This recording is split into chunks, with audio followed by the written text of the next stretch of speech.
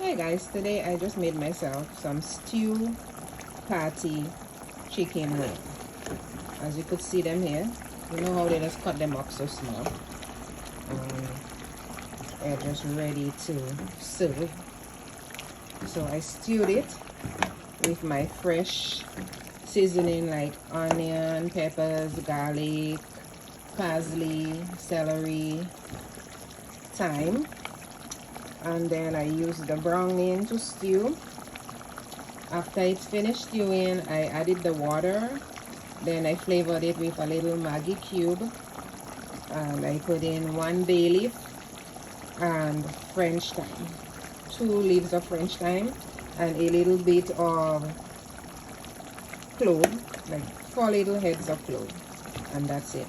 That's what's in my stew chicken patty wings. That's it, guys.